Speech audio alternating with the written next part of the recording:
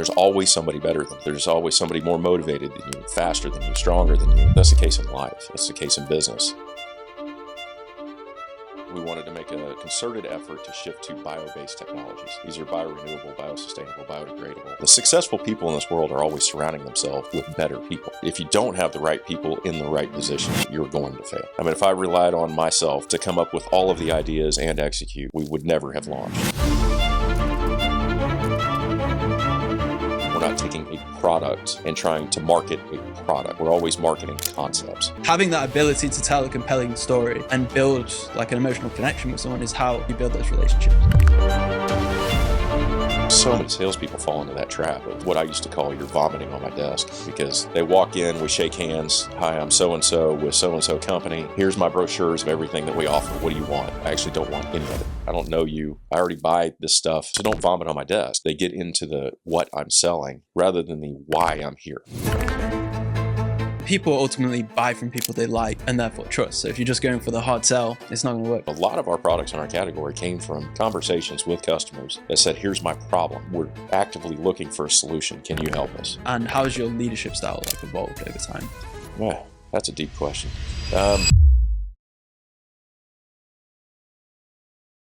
All right, let's kick it off, Jim. I thought we were already kicked off. We have full we can We'll record. formally kick it off. Yeah, we'll formally kick off. So, Jim Holmes, welcome to Not Your Story podcast. I appreciate you coming to Montreal, taking the trip over here today, and I'm excited for this conversation. It's going to be fantastic. Thanks for having me up to Montreal. So in today's episode, I want to cover, you've had a unique journey, I'd say, an unconventional path from early days as a vacuum truck driver to founding a successful chemistry technology company without a formal chemistry education. So I want to cover that journey and talk all about LFS Chemistry, and through the lens of innovation, storytelling, and how that's driven your success forward. But first off, I want to go back to the early days of Jim. Growing up, you're a free sport athlete in college. How do you think that discipline and resilience has helped you along your way, shape your career and your life? Sure. It's a great question to reflect on, because I would say that back in high school and my journey through what ultimately was college that didn't end necessarily in success, those three sports really drive home discipline and time management. And we actually just had a fantastic dinner in Denver with Jason Churchill and JP Warren and a bunch of other folks about discipline and delegation. And you realize being in team sports and individual sports, generally wrestling is considered an individual sport, even though you're there with an entire team and your team depends on you in these competitions and tournaments. And, the burden that's on your shoulder to execute on your plan is incredible, especially at a very highly competitive level. And then finding time to do that, plus have a job, plus go to school. There's no room at an early age to say, I'm going to sleep in today, or, that can wait till tomorrow, or I don't need to go do this training regimen or this training program, or I don't need to show up for practice, because I think I'm good enough. I'd say the one thing that all these sports teach you, and you have a background in traditional soccer, football, is that training is incredibly important. There's always somebody better than you, right? There's always somebody more motivated than you, faster than you, stronger than you. And that's the case in every sport. That's the case in life. That's the case in business. I'd run into people every day that are much smarter than I am, potentially more motivated than I am, and want something more than I do. So it's always a kind of a wake-up call from a very early age doing sports to having a semi full-time job at about 10 years old mowing yards, and it's just carried through all the way to my entire adult life. Time's very limited. It's the one thing that we can't control. Yeah, I think the 1% gains, like every time you go out there, just trying to get a little bit better each day, and that snowballs over time. That incremental gains turns into massive results, and the same thing you can apply that to business. Yeah, and it's to kind of build on that, and some things that we've discussed previously is the successful people in this world are always surrounding themselves with better people. It's the folks that want to control everything that are going to struggle the most. They're going to have the most anxiety in life. They're going to have the most pressure to perform, right? If you continuously surround yourself with people that can outperform you in various areas and as a whole, that's not a bad thing. Whether that's in business, which we do every day, we're actively interviewing now for various roles, and part of that interview process is I want somebody that's better than I ever was at sales. I want somebody that's better than I ever was at operations. I want somebody that really wants it to go after it. And the same applied to sports is if you go train for sport, you don't want to train with the lazy ones that don't want to earn it. You want to train against the best. If you're always the best player on the team or the best person in business and you don't have anyone to look up to, there's always going to be a ceiling. Yeah, it's definitely a motivator, but it's also a burnout factor. If you're the one working the hardest and you're the one that's doing everything all the time, the burnout factor hits in sports and in business. So when did you first get inspired to go off on your own and start something and be a founder? Well, I had a shot, outside of the high school type deal where my brother and I essentially ran we were mowing a bunch of yards, doing some landscaping. Worked for a tree farm for a while, was doing 3 sports. Moved down to Texas, and ultimately ended up going to work in the oil field, and had a wonderful experience for several years. Starting off, as you mentioned earlier, as a vacuum truck driver, and then getting to do a bunch of different disciplines within the service side. I had an opportunity to step out of the oil field for a few years, and that was really my first shot at a glimpse of ownership. I didn't necessarily own the company, but the position that I was put in at a very young age, I had a lot of ownership in what happened in the business. And I saw a lot of things, and again, I was no expert in this. I was still, mid-20s at this point. I saw a lot of things I did not like. I saw the way people were handled, the way business was managed. I didn't necessarily know it was wrong at the time or right, or I was kind of indifferent to it. It was just things that I was processing and then able to reflect on. And then you grab a couple of self-help books, motivational books, and you realize that there are better ways to do it. Getting back into the oil field was my first shot at actually owning something. And again, it's that life lesson. The biggest lesson I took away from that opportunity was, if you don't have the right people in the right positions, you're going to fail. That's when I realized that as a sole proprietor, you can't be good at everything. You're going to burn out. You can be mediocre at best at everything. So, we took a step back from that one after 3.5 years. Business ultimately failed, and we were trying to raise money at the time. And fortunately, one of the groups that we're raising money from funded the next startup. And that was a wonderful opportunity. That company's still running today, and I can't thank those people enough for having the faith and the belief, that I was one of a small team of people that could launch a company and make it successful. And that's during that fundraising is when we really had the hard conversations about, look, here's what I believe I'm good at. Here's the gaps that I have. Here's my blind spots. I need you to find these people to put in place. And a lot of it was on CFO, for example. It's amazing how many sole proprietors, entrepreneurs think they're going to be really good at playing CFO. And it's a tough role. It's a very tough role. Being in accounting is one thing, understanding the numbers up and down, but the financial planning side, where can we spend our money? When can we spend it? How can we spend it? Those are very difficult things to have a big look at. So do you think one of your biggest lessons early on was understanding this is what I'm really not fucking good at? Yeah, and absolutely. These are my blind spots. This is where I need to get someone to fill those gaps. 100%. After that, after a couple of failures, you realize that, man, I really suck at this.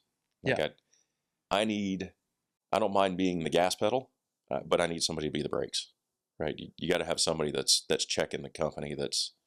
And it's different for everybody, right? There's a lot of entrepreneurs that have a financial background that have no problem with that, but they may struggle with how to grow the business, the technical side of a business, the operations side of a business. Fortunately, I had more of an operations, sales, decision-making background. I did not have a technical background, and being in the chemistry world, you need a chemical technical background, and I certainly don't have that. So when we're talking to our smartest people in the room, it definitely makes me by far the dumbest person in the room, and I'm okay with that, right? I know just enough to have a light understanding of what we're doing, why we're doing it, and how we're going to get there. But I certainly rely on a lot of other people to help explain why we're doing something. You mentioned decision making. I think there's so many people out there that have ideas, but they're just terrible executors. So what would your advice be to someone out there who's listening, they're full of great ideas, but they struggle with that execution? So again, you can have great ideas and you don't have to be great at execution. That's what the team's for. That's what you surround yourself with, people who are very good at executing for, who may not necessarily have the ideas. There's a lot of wonderful engineers out there, right? Engineers, not knocking them because the world would be a terrible place without them, but they're generally not overly extroverted. They can be, tend to be a little bit introverted. They're sometimes not the best communicators, but my God, when you need something done, when you need to take something from A to B and execute, some of those types of people are the best people you could ever surround yourself with, right? You just have to push them, lob an idea at them. So I'd say for anybody that's got great ideas but doesn't understand how to execute, you got to find people who know how to execute. You don't need to be that person. You need to surround yourself with the people that know how to get it done. So again, just like remove your ego and like don't think that I'm going to be able to do every single side of the business. You need to it's all about finding the right people. Absolutely. I mean, if I relied on myself or relied on one other person in the company to come up with all of the ideas and execute, we would still be on day one. Right? We would never have launched. Talking of launching, just over 5 years ago, you launched LFS Chemistry. Tell me about that 30,000-foot view. How has that journey been over the past 5.5, coming up to 6 years? And what is the origin story, I guess, of LFS Chemistry?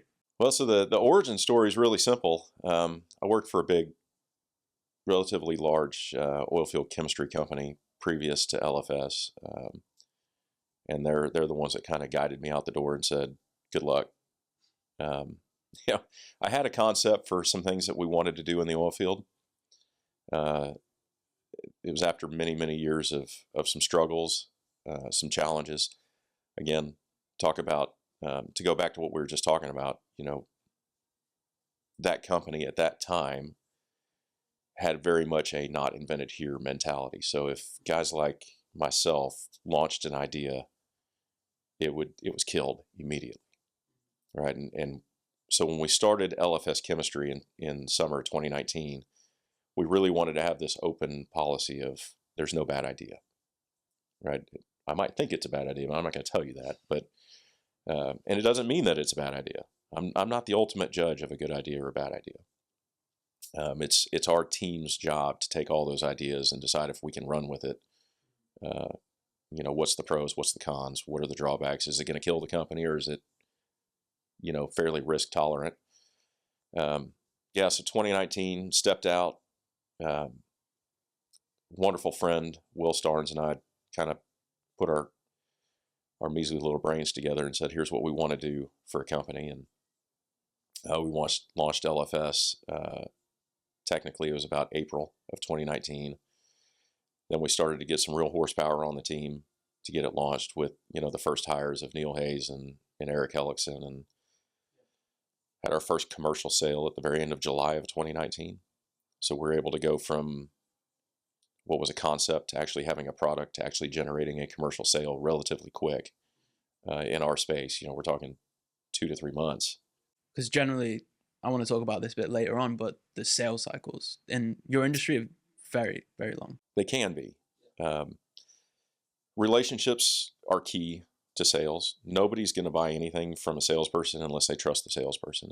You have to have a long relationship. And that's why it's really hard to hire really strong people in sales in this industry. There's certain spaces of it where you're selling on price. It's commoditized type of products. Our space is very specialized. I would say generally our customers don't have to have us to finish a well. They want us to make a better well, to help finish the well. They can get it done without us, which makes that sales effort very, very challenging, right? We spend a lot of time on the relationship building, breaking down that relationship tension, and that's all done well before we get into the technical aspects of, what our products are, why our products do what they do, and why you need them as a customer. So it's a very tough industry, and then the rate at which people move around makes that very difficult, which is why you've got to have that deep Rolodex, that healthy relationship with all of your customers, because you never know when they're going to get bought, sold, move, change roles, and you got to be able to move fast with that. Going back to the founding story we were just talking about in 2019, short after that, obviously the pandemic happened, and huge challenge and obstacle for so many people. But like, how did you turn that obstacle into an opportunity? This gray hair, this is COVID hair. COVID was, it definitely presented a challenge. We were about 9 months into the commercial aspects of the business when things started to really go a little crazy. We were off to an incredible start. I mean, our revenue numbers, our top line revenues were growing. We're a healthy business. Fortunately, we were able to stockpile enough cash and resource to get through COVID without any layoffs. I mean, we weren't really that big at that time, but still as a small company with effectively 2 guys funding it, it was a massive amount of stress. But we took that time to, there was about 3 months in there that things got we didn't know what was going to happen. We didn't know what the future held, right? Because nobody at that time could tell us when things were going to pick back up, if they were going to pick back up. Was this the next zombie apocalypse, or is we're going to have to start stockpiling ammunition and getting ready? What does this look like? We don't really know, but we decided to take that time. And again, I'll throw some kudos to a bunch of our team members. Neil was certainly instrumental in this, taking a look and saying, okay, now's our chance to go out there and really find some new technologies. Let's develop some new chemistries so that when we do come out of this, we're ahead of all of our competition. Do you think it was a good thing? I think it was a wonderful thing. Terrifying, but wonderful. Again, this goes back to that throwing those ideas at the wall, and you have to, as the owner of a company, you have to de-risk that. Is this going to be worth it? Or is this a quick way to the end? Fortunately for us, activity picked back up, by Q3 of 2020. And we had some technologies in place that were ready to go that really helped us climb out of the bottom and hit a very rapid growth, because by Q2 of 2021, our revenue numbers were right back to where they were before COVID, and we were on that growth trajectory. On that steam train. Yeah. So do you think as a founder, like it's very important to that reframing, like reframing a setback and saying, actually, this is an opportunity?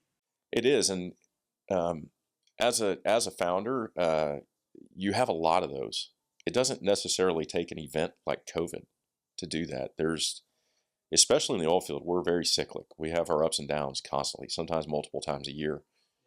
Our customers are forecasting their activity levels to us throughout the year. And there's always those moments where you can say, okay, it's looking like December might be a little bit slower than we had hoped.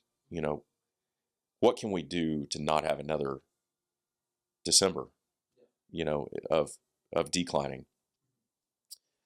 So there's all these moments in business where you can really do a self-reflection, not just on me, but on the entire business. It's kind of the negative side of that is you're constantly evaluating the people, right? And it's something that continuously has to be done. It's do we have the right people in the right places all the time? Are certain people struggling? Why are they struggling? Is it something that we're not providing them that's causing them to struggle, or is it just not a great fit? And maybe it's time to kind of reset in certain parts of the business. And I want to talk about marketing. What's that? Obviously, chemistry, like we just discussed, is such a technical industry, and describing like the value of a molecule is very challenging. So why did you choose to invest in marketing quite early on to communicate that value? That's a good question. We're still trying to figure out the answer to that. No. In all seriousness, we were introduced to Midnight through a partner company. And that's been a fantastic journey. We come, all of our backgrounds, all of the success can be pinpointed on the ability to properly market, not just your products, but your company and your people. And finding an organization that understands that you don't want to be smoke and mirrors, right? We're not taking a product and trying to market a product, right? We're always marketing concepts. We're marketing value. We're marketing our people. We're marketing the entire organization, solutions. That's not easy to do. There's a lot of really great organizations out there that market products, but can't ever explain the why. And there's all kinds of YouTube videos and everything that do a good job explaining the why, right? The success of Apple was a wonderful story of the why back in the original iPod days. Why do you need this? It does the same thing as all the other MP3 players, but with tremendous success. Yeah, we're not just pushing features and features and features in front of your face. We're telling you the benefits and the transformational outcome. It's like the person absolutely you can be after trying out an LFS chemistry, for example. So Midnight's done a great job of that, but we also understand that to get your brand out in front of the public, we need fantastic marketers. I'm nowhere near creative enough to do any of that. No one on our team is creative enough to do that. We've had some conversations in the past, sales guys that think they're marketing. Usually it just means that they don't understand the difference between business development, sales, and marketing. They tend to lump them all together, and that's not the case at all, right? Sales has a very specific job: generate revenue, get a purchase order, feed that into the company. Business development is to go out there and find out where we can sell our products and why we can sell our products to them. And then you have marketing, which is creating the entire brand recognition, the entire, who we are. And we knew we needed that very early on because we're no name. Several of us on the team have a name in the industry, so we're recognizable to a degree. But the brand did not have a name. And there's only so much I can do on a platform like LinkedIn saying, "Hey, I'm Jim Holmes, come support our company." That's not marketing. That's letting everybody know that I just took a new role. And that's very different than marketing. And we knew we couldn't get where we wanted to get without having the right partner in a marketing organization. We also knew that we didn't want to hire internal for that and have one person's vision for the company, and that, like any role, becomes very tunnel vision, right? You get locked into something. So it's always great to have and you've done a wonderful job with it. Like, we wouldn't trade that for anything, but you have a lot of help. You have a lot of resource. And that is very important to us. I think brand is like reputation. And like you said, starting out, if you're just starting a company, you're competing against big players. So you need to have that brand reputation starting out. Is that right? Yeah, and we're competing against people that have been around for decades. They have 30 years of brand recognition. There's pure play competition. So, they're out in the Permian and that's all they are. But everybody in the Permian Basin, West Texas, knows who that is. And here we are, startup with a couple of really cool technologies that we want to get into the market, and nobody's gonna buy those if they haven't heard from you, if they don't have at least the perception that you're a technologically sound, operationally fit company that can support their operations, right? So we've really put a lot into that. Guys like yourself working directly with Neil to create that messaging has been fantastic. I mean, it's one of the many areas, but certainly an area in the company that I don't stay up at night worrying about. Right? I know it's being done. I know it's being handled. It's not what keeps me up at night, which is a very good thing. I tell you what, Neil is a great marketer. He is. I was talking to him recently about Farm to Wellhead, which I want to talk to you about as well. But I was like, where did that idea first come from? And I think he was the one that first coined that term. But I guess for our listeners, what is Farm to Wellhead, and why is that such an integral and important part of the LFS story? Yeah. So to your point, Neil is probably the king of the one-liners and the quotes in the company. I mean, every meeting we have, every phone call we have, there's some new one-liner that he zings across the table, and a bunch of those have actually stuck and become, wonderful campaigns that we can use within the organization. Farm to Wellhead is one of them. So we, back in COVID, we had a big shift to, this is part of the reset of the company, right? Was we wanted to make a concerted effort to shift to bio-based technologies. These are biorenewable, biosustainable, biodegradable, something that our industry generally doesn't put a lot of weight on.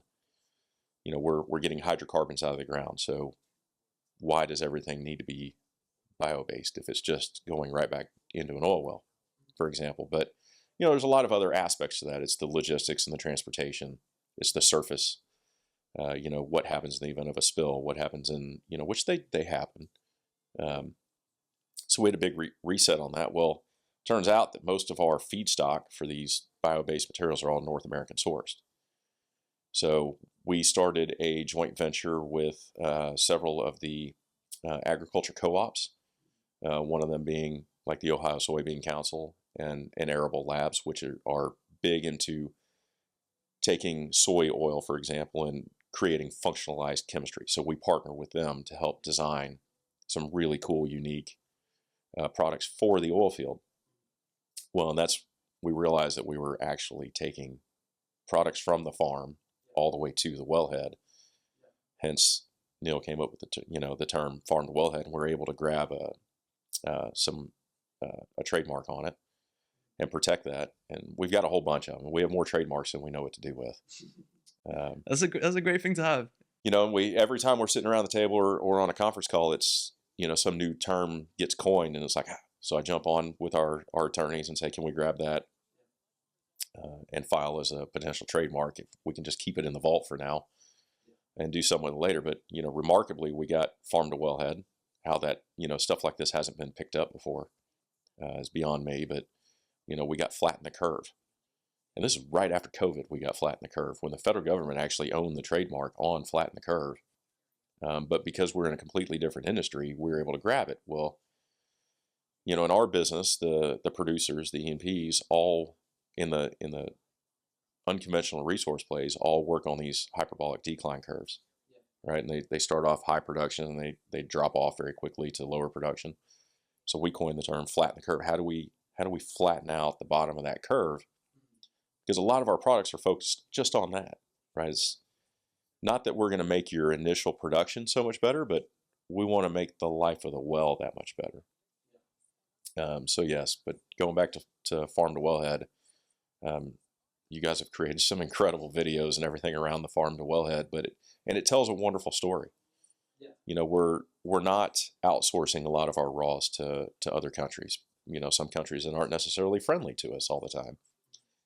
It definitely smooths out our supply chain to where we don't have a bunch of product on boats coming across oceans where, the slightest little hiccup can cause delays in our manufacturing process. It's being able to get a lot of our stuff from North America, which includes Canada, is very impactful for our business. We're not importing a bunch. We're not paying the tariffs. We're not. We have better controls on it. Our price fluctuations are almost non-existent. So you go through these seasonal price adjustments on a lot of the synthetic products that are refined, petroleum-based products. We don't have a lot of that. So we don't have these giant price spikes. When oil prices go to $100, our products don't skyrocket.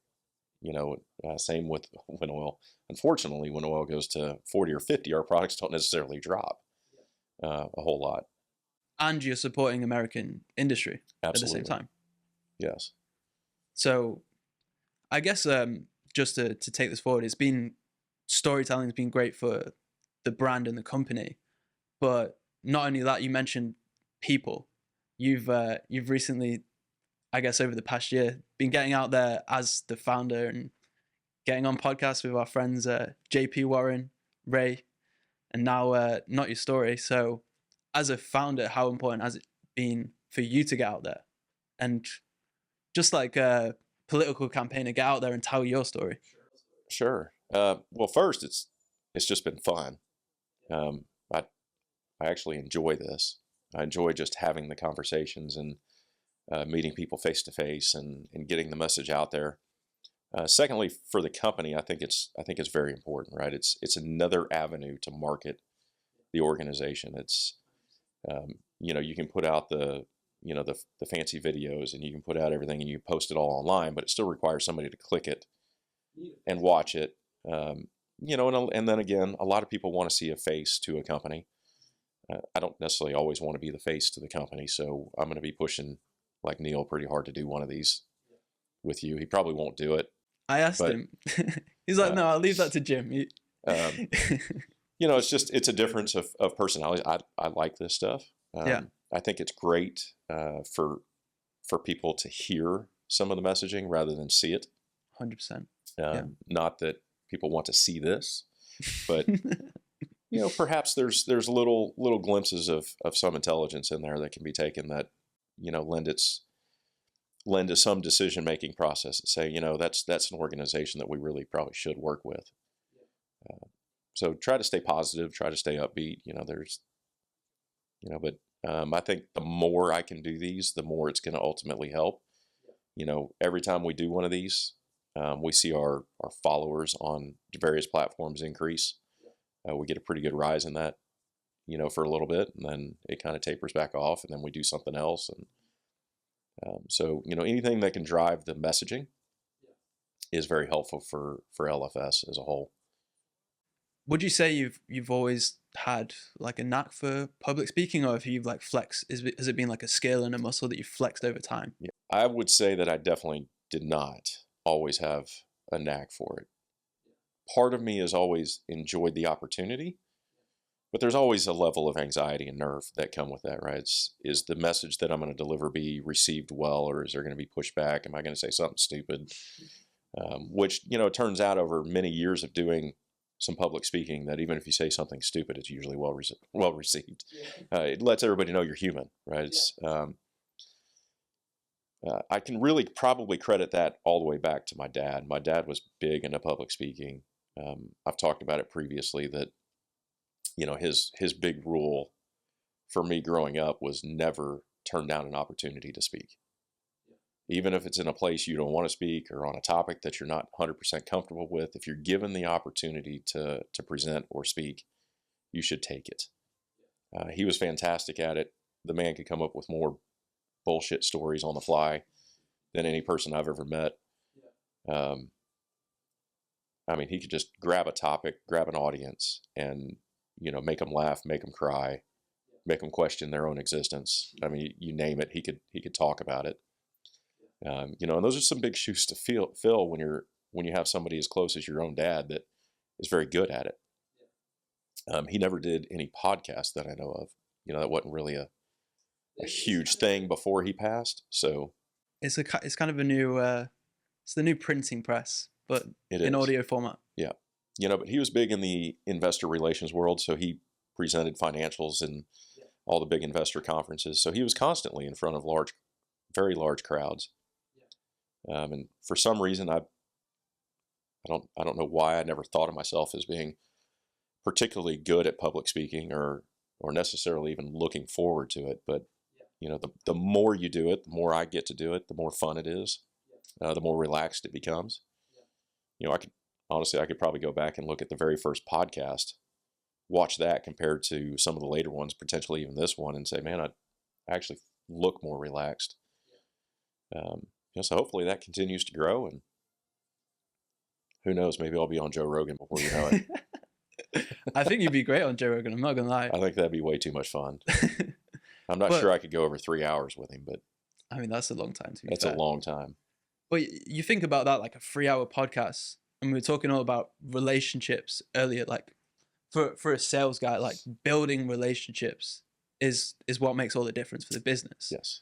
And getting out there, being a solid communicator, being able to tell your story is one way. Like you said, your dad could make people laugh, cry, and question their own existence. Yes. Having that ability to tell a compelling story and build like an emotional connection with someone is how you build those relationships. Yeah. So our sales guys have to work very hard on breaking down that relationship tension. You can hire any sales guy that can go out there and out hustle somebody, but out hustling only maybe gets you one meeting, right? You show up with kolaches for breakfast in this office and you just wear someone down to the point where they're willing to take a meeting with you. Yeah. And dang well in that meeting that they're not interested at all in what you're selling. Yeah. It's just that's probably the biggest mistake sales guys make. Restraining order. And I made the mistakes certainly in early sales. I probably still make it today in some of these meetings. It's your first meeting should just don't even talk business. Just get to know them, right? Just get to know what makes them tick. What's their pain points? How's their family life? What are they into? Observe everything around in their office. What pictures are on the walls? Is there pictures of kids? How old are they? What sports are they into? Maybe there's a connection there. It's having played a bunch of different sports was actually one of the most genuine connections I ever made with a bunch of clients, right? Because I got to do a bunch of sports. I was okay at a bunch of sports. I wasn't great, but I was able to have very meaningful conversations around athletics with a bunch of customers in early stage of my career. And that, man, it's amazing how that just breaks down those barriers. So, you can't go in and go for the hard sell. I had a sales guy calling me once many, many years ago. This is probably 2009 type time frame. And it's what I used to call you're vomiting on my desk, because they walk in, we shake hands. Hi, I'm so-and-so with so-and-so company.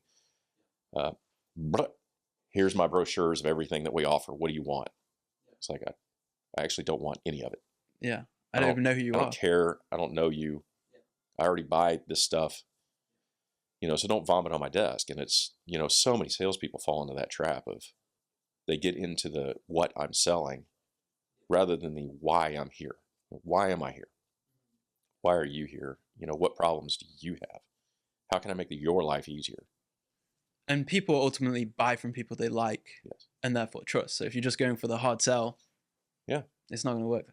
Yeah, we have a sales guy on our team now who fought for a long time to generate a sale from a particular customer. We'll just leave it all unnamed. And eventually in our conversations, Neil's actually the one that brought this up. He's like, just stop calling on them. Leave them alone for a while. He already was friends with them. So they had a personal relationship outside of business. I was like, just don't mention work. And sure enough, 3-4 months later, whatever it was, they're right back at the table having meaningful conversations about chemistry, and now it's a customer of ours. It's so that one story right there just goes to show that you can't just always make it about the product that you're selling. You have to have that relationship with your customers. They have to be able to feel comfortable to call you to say, this isn't going right. What can we do different? Not just you're out of here, right? But how do we make this better? And similar, like we spoke about earlier, like your products and chemistries, like you don't want to position them as just products. They're solutions that make your customer's life better. Yes. And I want to talk more about innovation.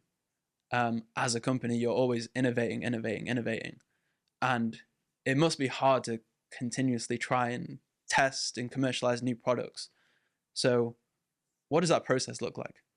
Well, that process looks like I'd say most of our new ideas these days come from the sales team. It's conversations they're having with customers or potential customers about a gap in their program. Is there, a particular category of products that's not doing what it's, not doing as well as it should. Maybe there's just nothing better out there at the moment. So maybe this one product's 80% effective in their mind, and maybe we're the company that come up with something that's 100% effective.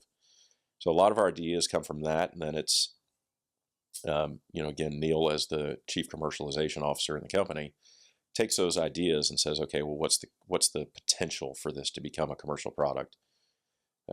Love the idea. Tech team thinks that it's possible to do today, or is this, potentially a 5-year project? Or, we have a lot of those. We have a lot of projects we're working on right now that might be 5 years out. We have some that are 2 months out. So it's having a balance of all those. So you're working across the board on them. And then again, Neil's job is to say, can we make it? What's it going to cost us to develop this product? Isn't it going to be commercially viable? So can we create it, and can we actually manufacture and sell it at a price point that the customer is going to perceive value from it? And that's not an easy job, right? You're looking at a hypothetical. You're looking at something that doesn't exist today and trying to decide if we can check all of these boxes. And then we have to create the budget around it and say, can we afford to do this? You look at some of these 5-year projects, they can cost us millions to get across the table. So it's, we have to decide if we want to pursue project A or project B, which one's going to have, the most legs on it by the time we get it commercial.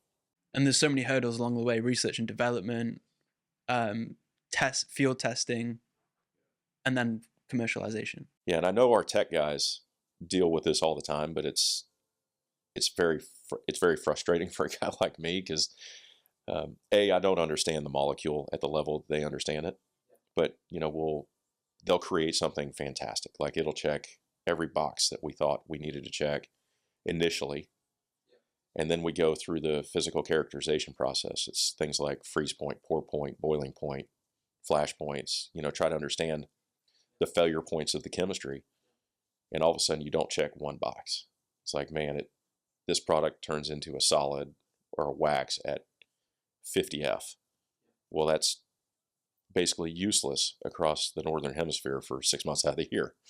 So all of a sudden you have a product that we now have to go back to the drawing board and figure out how to lower that, in this case, like a pour point, for example, to make it commercially viable for a larger number of our customers, rather than the one guy that's, completing a well in central Mexico.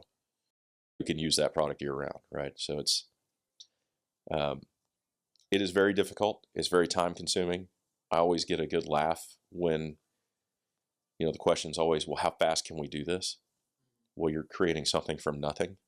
So how can you possibly put a time frame on it? I mean, sure, you have an idea of how you're going to get from A to B, but it doesn't mean you can actually do it in 2 months. It may take 6. So, when we're sitting there deciding, is this going to be a commercially viable product? It's also a time frame thing.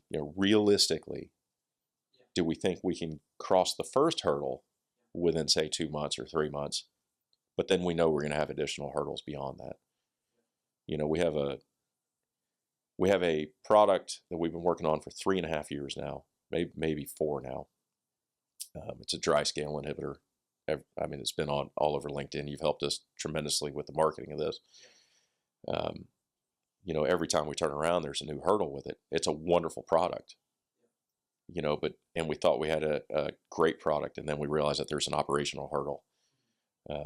So we've now fixed that, and I'm, in that entire category of products, which there's going to be multiple, we're going to continuously find, man, we could have done something a little different or a little better, but the results of that product in the field are incredible at this point. So we know we have a very good chemistry. Now it's just fine tuning some of the little operational hurdles with that chemistry that can't be done in the field necessarily. We have to do it on the chemical design side of it. So it's been a year of innovation, commercializing and testing new products. As well, I want to ask you, how important is the sustainability aspect of it and combining that with performance? How do you balance that?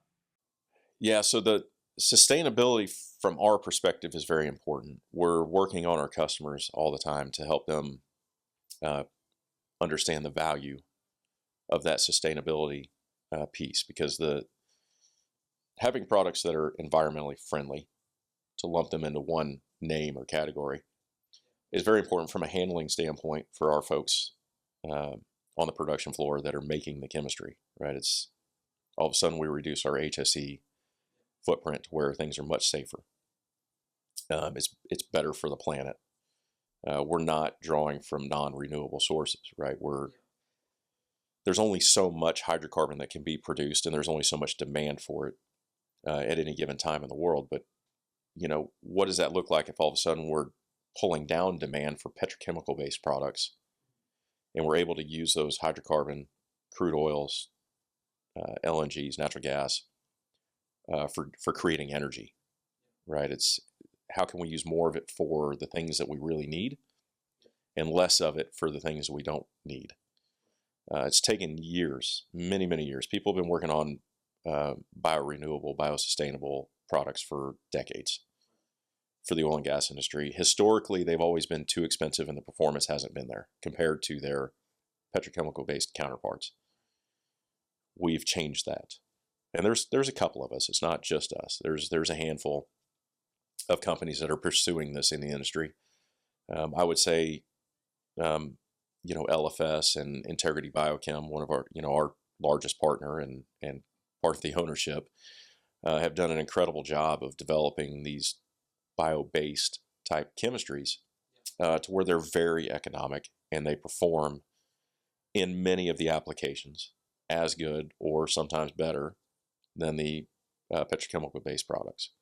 Certainly gaps in that. It's not like it's broad brush sweeping across the board. You can take a bio-based surfactant and swap it out for petrochemical-based surfactant in 100% of the applications. That's not the case. In a vast majority of them, yes, we've gotten there, and we have a long way to go.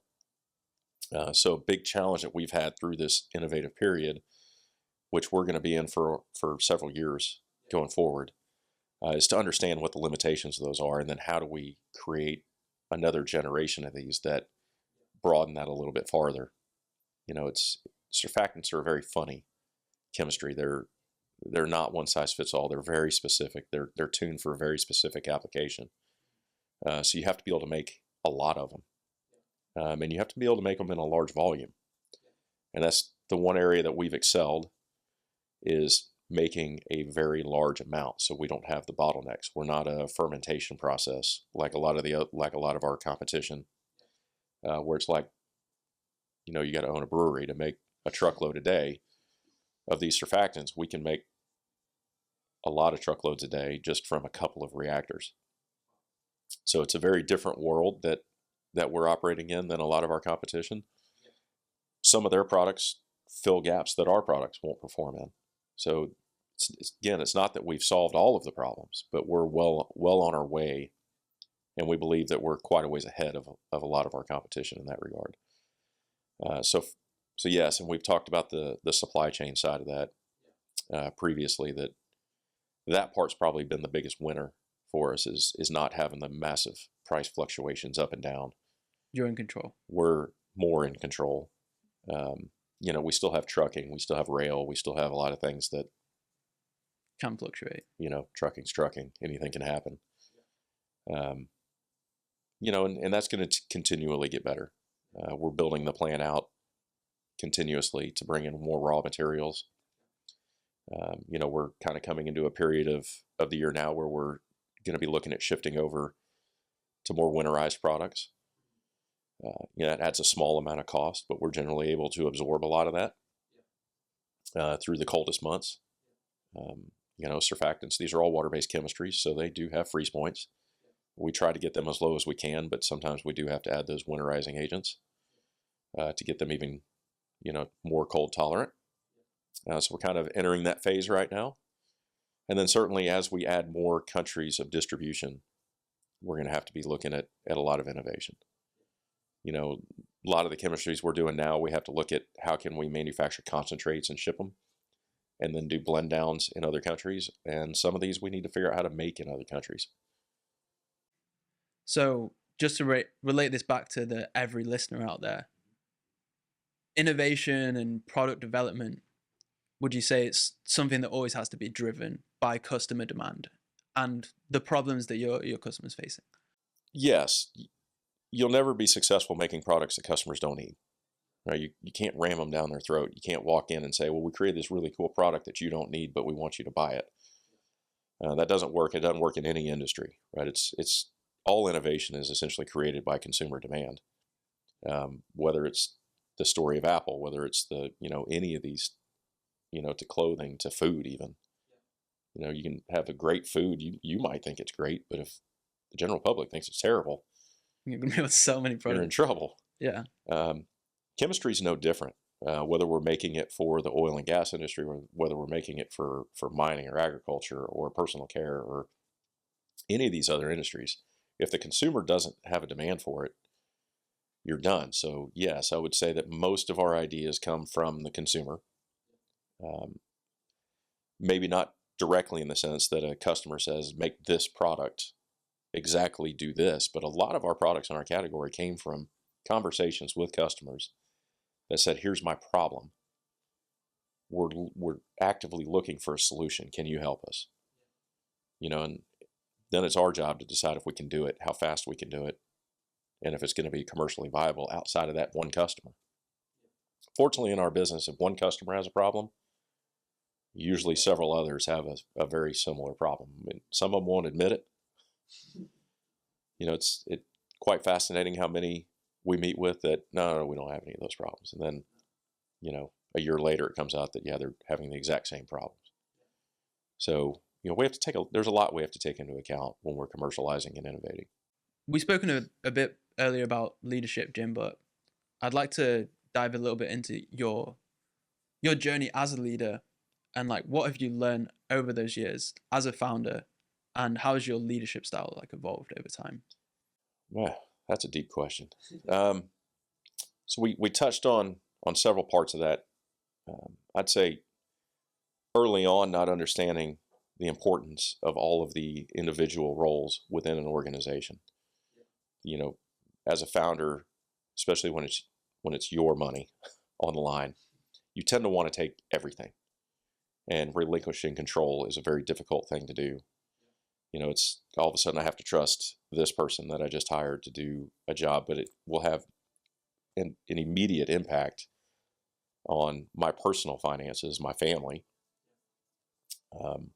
I'd say another aspect of leadership that's changed is on the what I like to call the micromanagement side, and everybody's got a little different version of what micromanagement looks like. I can't stand it. If I have to micromanage, then I don't have the right people in place, and we're going to be doing some different evaluations. I can't stand it when I'm micromanaged.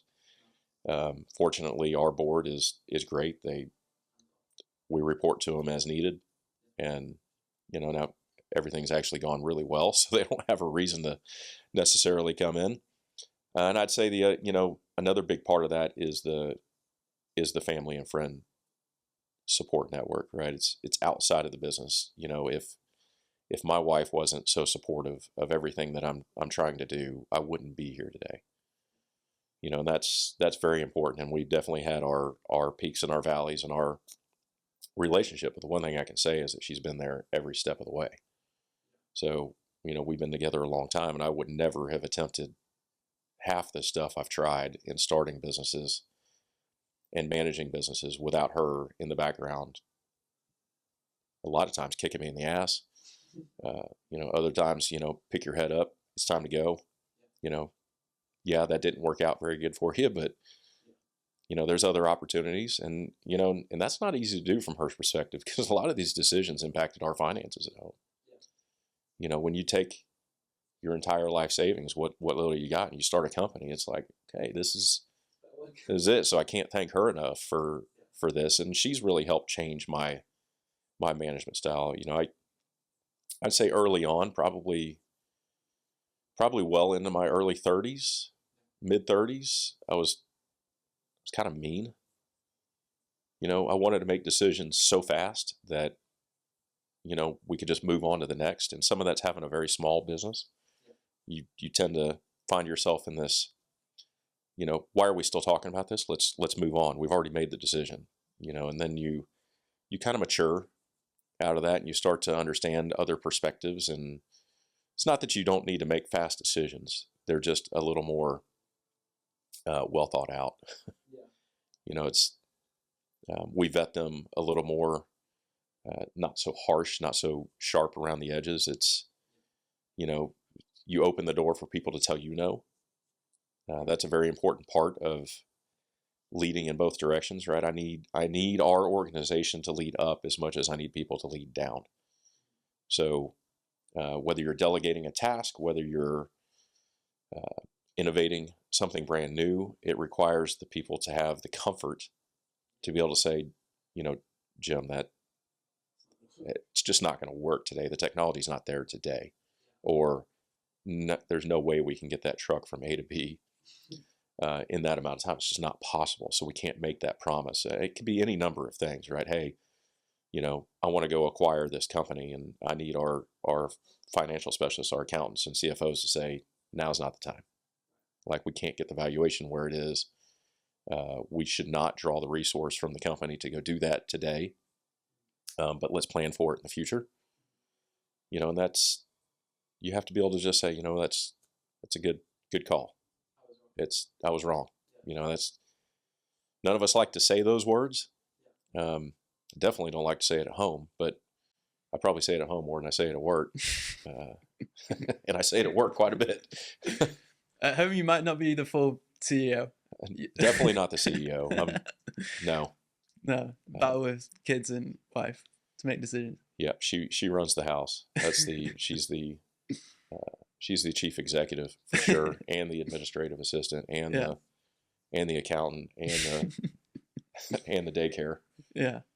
But again, that goes back to everything we're talking about in a leadership role. It's, again, without her leading the household, and that's a wonderful example of what it takes to run a company, right? If you can run a household and keep a guy like me on the straight and narrow, that's impressive, because I'll wander off in all kinds of different directions if you don't keep me going the right direction.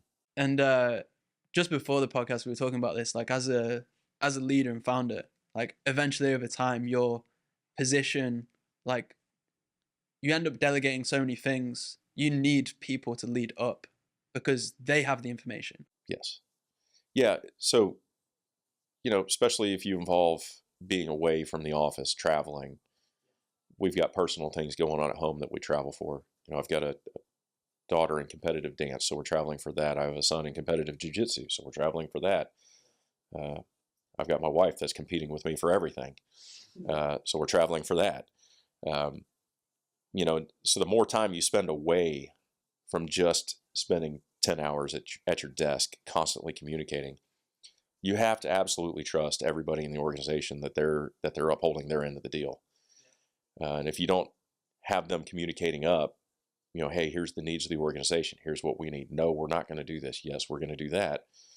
I don't really have to question much of it, which tells me that we have an absolutely amazing team of people in place.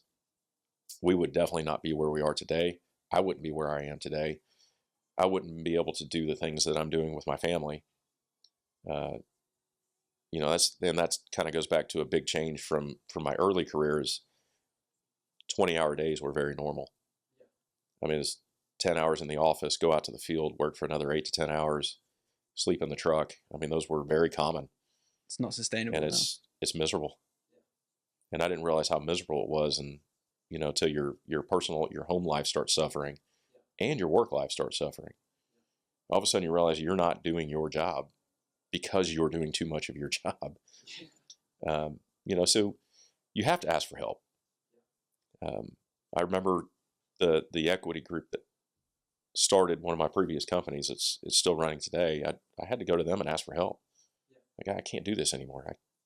I'm burned out. I'm done. Like, we need to get one or two of these other people in these roles so that I can continue to be successful. Otherwise, the entire organization is going to suffer. It's an area I never want to get to in LFS is where you've got people saying, why couldn't you tell that I needed help. We needed to hire somebody else. We need to delegate off of somebody else, right? A lot of my time now is just spent on the personal relationship, calling up our sales guys that are remote and just saying, how are you doing? How's your family? What can we do for you? Is there anything you're missing? Is there tools that you don't have? Neil does a great job of running most of the business with guys like Darren and Will Culpepper and Chris Carpenter. I mean, all these guys are incredible, and Eric Hellickson. And I mean, without those guys all running it at peak performance, and that's really my job, is to keep them at peak performance. And how do you stay balanced? Like, how do you maintain like work-life balance over time? Like, obviously you've had to sacrifice a lot just naturally starting a company, that happens, but how have you worked on that work-life balance over time? There's probably a lot of people out there, probably some people that would psychoanalyze this. And when I say that, I don't think there's any such thing as work-life balance. I think you do what you need to do when you need to do it. You have to be willing to say no to one to support the other in a lot of cases. And there's no right answer to that, right? I would tell you, if your family needs you, then you should be there with your family, because generally the work stuff you can wait on it for a day. Most of the stuff we deal with is not anything that we have to do right now. And I'm not talking about the daily operations pieces, right? But we have enough coverage, and I think guys like myself and our executive team and everybody else has a very good understanding that if there's something you need to do with the family or at home or whatever, go do it. Like, most of what we do, we can do while we're traveling anyway, or while we're away from the office. So much of what we do is email and phone calls and video conferences. Neil and I will joke about this all the time, that if you're a high-performing sales guy, I don't care if you're doing it from the beach in the Bahamas. As long as it the doesn't sales are matter, coming. right? It really doesn't. If that's what makes you happy and keeps your family happy and you performing at a top level, do it. And that balance is different for everybody. There's everybody's at different points in their life. You've got the young, ambitious, fresh out of college or fresh to the workforce, doesn't have a family. They're the ones you really got to, like, hey, you're setting yourself up for burnout, because they're the guys that come out of it. Guys, gals come out of this at 100 miles an hour, and they want to outwork everybody. And that's not bad. It's great. It establishes your work ethic. It really sets the attitude and the tone. But, you also need to kind of pump the brakes on that every now and then and go have some fun. And then you've got guys like me, kind of midlife, that, wife and 2 wonderful kids and, friends and family kind of spread out across the country. And, you have to be willing to take the time with the family. Then there's probably going to be a phase of my life coming up where I'm an empty nester. That's really disgusting and sad to think about, but, not too far away, my kids are off on their own. And, then maybe it's, that work-life balance changes again. And at the end of the day, what does it all mean? What does happiness mean to you? Genuinely, my happiness is derived from other people's happiness. I certainly have selfish aspects, but I am genuinely happiest when the people around me are very happy. So when my wife and kids are happy, when my coworkers are happy, when they're proud of what they've done, are the things that make me the happiest. And if there's anything I can ever do, and I'm really guilty of this, I probably buy too many things. We're at dinner with a group of people, I buy it. Like, it makes me happy, right? To be able to do that and to do that. So yeah, there's no secret to that. Happy wife, happy life is a very real thing. Anybody that doesn't believe that's probably on their 3rd wife and maybe working on their 4th. And I've certainly over the years tried my hardest to not follow that. And I'm reminded very quickly that, if your wife is happy, then you've got a good work-life balance and everything's good. And again, it's such a moving target, and it's daily. Like there's days that you have to put the hours, like you're going to put the hours in. You're going to get the work done. You're going to travel and have an 18-hour day. And then there's other days where you can dial it back and, get to go to lunch with your wife. And, those are good things. So it's, I don't know that there's a right answer for anybody's work-life balance. What's right for me isn't right for you. And it's going to change. It's going to change over time. And it's going to change by the day. It's going to change by the hour. So I know that's about the crappiest piece of advice I can ever give, but if the people around you are happy, you're probably in a pretty good spot. I think that's great advice, actually. So, I have a couple last questions for you, Jim. oh, we're down to the end. One big one that's been burning for a while. What's your plan when you finally see JP Warren on the mat? You can address that directly down. JP, I've been waiting for you to come for me. Why haven't you? Think you're scared? No, really. It's gonna be craft means bad. Probably. You should be scared. Very scared. No, it's when it comes to JP, he's one of the hardest guys not to like. Yeah, he's a great guy. Wonderful human being. Incredible. Again, you want to talk about wonderful support mechanism. His wife Monica is fantastic. His daughter Evelyn's wonderful. Just a great family. So next time I see JP on the mats, I'm going to avoid any submissions. Number one, because I can't go through this constant heckling about how I'm the first and only person he's ever submitted. So that will be the last time that he ever submits me. He submitted you before? I'm going to give him credit for it. He did. We were training on the mats, and he got a very nice position in a triangle, and You accepted defeat. I accepted defeat. Yeah. He still likes to embellish this and rub it in and make it a little more than it probably was. Yeah. But he earned it. It's a fluke. He earned it. He'll never earn it again. So next time he taps, I probably will just keep going. Yeah. Probably not gonna give up until he actually passes out. Yeah. Like that's probably my goal next time on the mat with him. Yeah. Is to make sure he goes night night for 10 or 20 seconds. So I hope you're ready for that.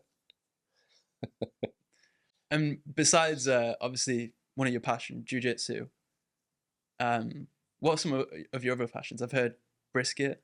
I mean, I love barbecue, but I mean, if you're from Texas and don't love barbecue, then you should probably move. I love barbecue. If I could barbecue every day, race cars and motorcycles every day, go fishing and hunting every day, occasional scuba diving, maybe skydiving.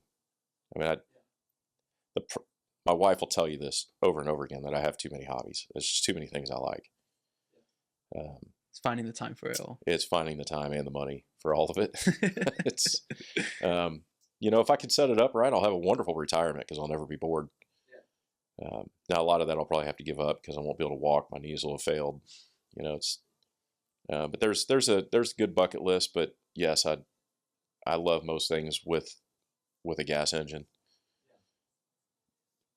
And I am definitely Texan, so I like barbecue and I like shooting my own barbecue. So, yeah. So whiskey, brisket, and jiu-jitsu would be a happy. That'd be happy a pretty retirement. good day. Yeah. And matter of fact, I'm actually working with JP on setting that up on Sundays. We're talking about creating a little fellowship type deal where we get together and we have a little fellowship and then a little barbecue and then, jump in the pool and drink a few whiskeys and then, jump on the slip and slide all the way into the pond and then continue with some really dumb stuff. We need to start like an Instagram account or a YouTube channel to document all this. The stupidity of a middle-aged man.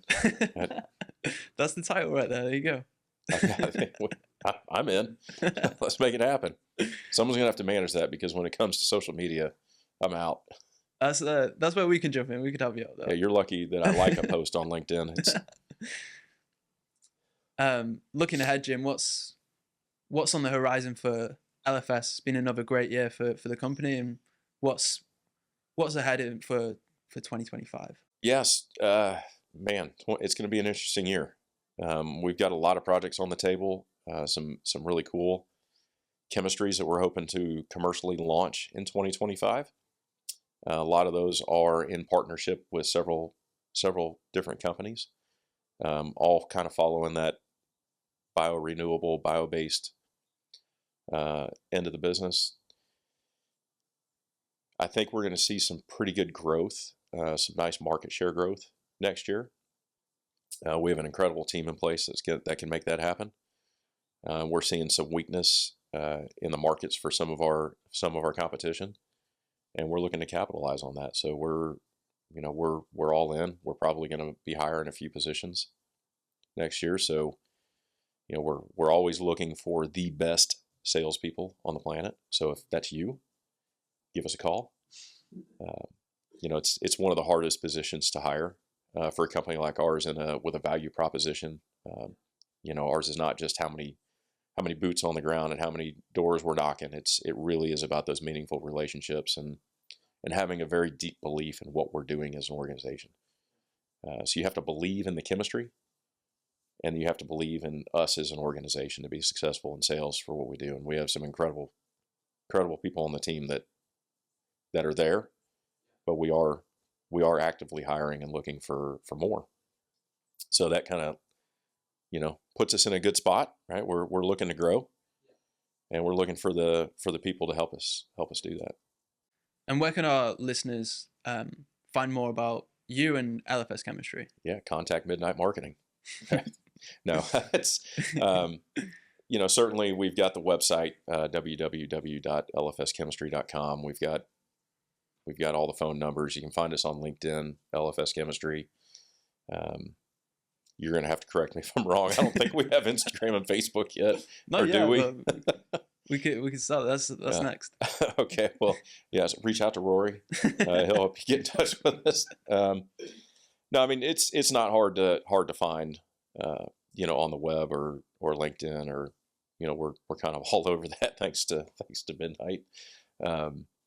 No, we look forward to the growth next year is going to be incredible. We really hope that we can add to the organization. We're looking for those team family members that want to be a part of the organization, and we'll see where it goes. Well, Jim, thank you for sharing all of your years of knowledge and insights. I've learned a lot from this conversation, so I appreciate you taking the trip over today. It's been a great conversation, and to our listeners out there, thanks for tuning in. Don't forget to smash the like button, or Jim's gonna find you and chokehold you. And we'll see you in the next one. Yeah, thank you, Rory. It's been fantastic. Pleasure.